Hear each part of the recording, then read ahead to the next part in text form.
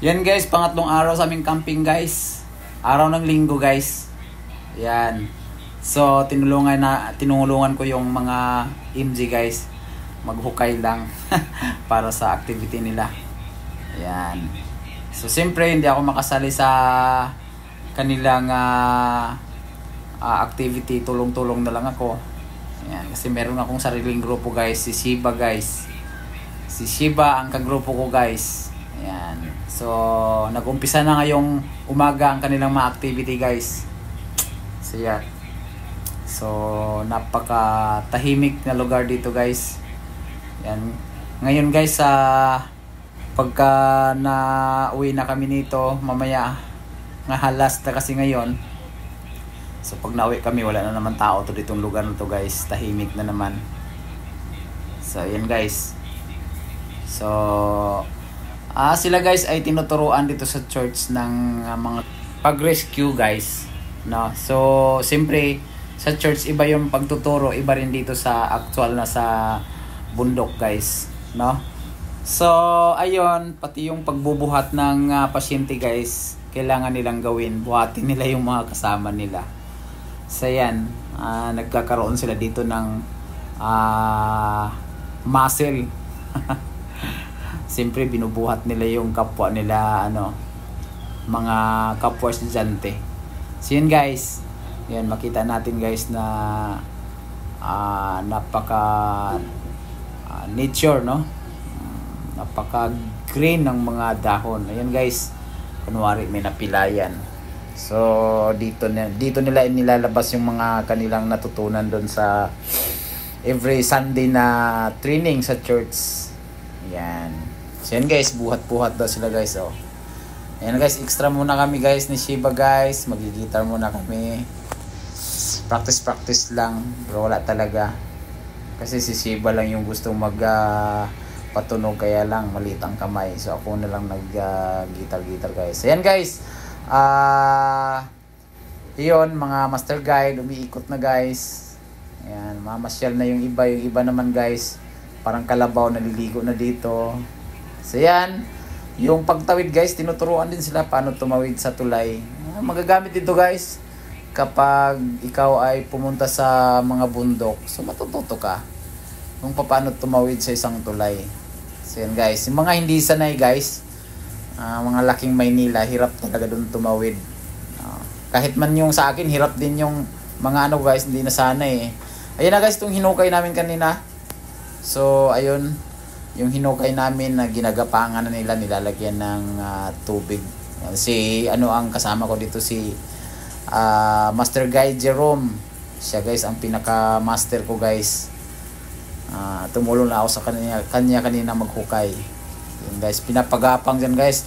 Dito guys, sa lugar namin guys, maraming alimatok guys. So maraming nagkaroon ng limatok. Ako nga rin, nakagat din ako sa paa guys. So, hindi naman siya nakakatakot, kaya lang kapag nakagat na. Ayan guys, isang kasama ko guys, nauna yan na master guide na siya guys. Nagpa-invest na siya. So ako, yun na nga, meron din dito silang parang sapot ng gagamba guys. Kunwari, imagine mo na lang laser na pag sumabit ka dyan, putol yung kamay mo. Ayan o. Kailangan hindi ka sasabit dyan guys. So, dito makita kung paano ka makalabas na hindi sasabit. Kaya lang, siyempre sabit. Hindi perfect yung mga lumalabas, dumadaan dyan na hindi sasabit. Sasabit talaga. Kaya lang, kung tunay yan na laser, siyempre, puto lang daliri mo dyan kapag sumabit. Kung tunay na laser yan. So yan guys, marami na silang dumaan dyan. No? Kailangan lang naman dito guys, mabilis, teamwork kayo, mabilis kayong bawat activity, mabilis ninyong matapos para sa overall nila na mga activity. Kapag mabilis, pinapaikliin lang oras, sila ang panalo siyempre. Mga teamwork, yung mga hindi nag-aaway, siyempre panalo. Kailangan sa grupo, hindi nag-aaway. Tapos mabilis gumawa, mabilis gumalaw, mabilis mag-isip. Yan. Yan guys, si Dico yan guys, yung anak ko guys, hindi dito nakatingin. Yan, si Dico yan guys. Yung yung neckerchief niya guys, panyo. Mantala yung mga kasama niya, hindi ko chip talaga. So yan guys, medyo mabagal. Sabi ko nga, bilisan nila.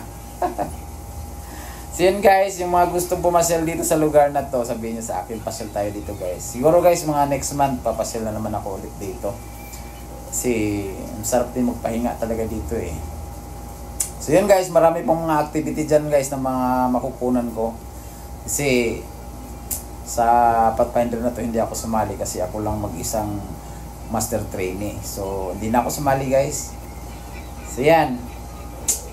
So, hindi ko masyadong kinakat kaya para makita nyo kung gaano kaganda ang mga ginagawa ng mga Pathfinder dito sa bundok. Ayan. So yan guys, yung iba dyan, pinupuntahan ko rin. Yan, yung anak ko guys, di ko guys. Meron ding mga allergies sa camera guys. Meron ding allergies sa camera. Kaya, ayan, di ko ayaw nila magpakuha. Ito guys, tinatawag na ano guys, parang, ano pa tawag dito? Yung centipede. Yung, hindi kayo pwedeng magka, putol-putol nito guys. Anong tawag nga yan guys? Centipede. Alam mo yung centipede guys? Ayan. So, kailangan dito guys, hindi kayo mapuputol. Kasi pag naputol kayo, hinto kayo, balik kayo ulit. So tuloy-tuloy yan guys. Na-check naman na yan, walang makakatusok dun sa puwet. Na-check na ng MG yan. So yan guys. Yun yung lugar ng mga master guide. So ayan yan. Ayan dito yung nakapula, naka-red. Ang aking panganay na anak. Ayan guys. So ibang unit na naman to guys. Yung mga gumagapang dito guys. So dapat lahat ng unit dito guys, gumagapang. Lahat sila. Pabilisan nga lang. Kasi mayroong mga ang umpisa nito ay yung tatawid sa tulay tapos gapang dito sa putikan. Ayan. Siyempre darating din panahon guys, gagapang din tayo habang bata pa guys, ma-practice na. Hindi natin alam na mapapagapang tayo. Ayan, meron din sila ditong ginawang akyatan na may lubid. Yan, para sa mga nag-hiking, practice na. Siyempre, kapag umakyat sa bundok, sanay ka na. Hindi ka na mahihirapan. Bata pa lang. Hindi yung puro lang nasa city lang tayo guys. Kasi kapag nasa city guys, kawawa naman sila guys. Mga bata, walang kaalam-alam. Puro na lang sa city. So, ina-advance namin dito sa aming church na dapat ang mga bata ay maturuan kung paano ang buhay ng mga nasa bundok, no? Na nagha-hiking o kaya yung namumundok, alam na nila guys. So wala nang problema sa kanila kung ano yung mga dapat nilang gawin, nakahanda na sila niyan. Lalo pagtawid sa sapa, alam na rin nila yan kung paano. Dapat marunong silang lumangoy, no? Tumawid sa isang tulay. Ang tulay, madulas pa, maputik pa. Di ba? So yan. Meron din dito ako anak, isang babae guys. Sasali din siya kayo. Yun na, nalaglag na yung isa guys. So, nilagyan pa ng putik yan guys para mahirap talaga tumawid na. Balanse talaga dapat yung ginagawa mo dito. So, hindi lang tayo pwede pasarap buhay. Kailangan din natin i-training yung sarili natin tumawid dito. Ayan yung pangalawa kong anak guys. Puwit nang dinadaan, oh. Style niya. So, pinabalik siya dyan kasi medyo mababaw yung tubig. Dapat hindi sasayad yung paa mo sa pinakalupa, no? Ayan, mababaw lang naman yan guys. Ang ano na dyan, huwag isayad yung paa. Huwag tatapak dun sa lupa. Okay ka lang naman malaglag dyan, di naman nakakalunod dyan. Ay, paano kung ano guys, kung halimbawa malalim, siyempre, normal lang yun kapag malalim guys, lunod ka talaga dyan.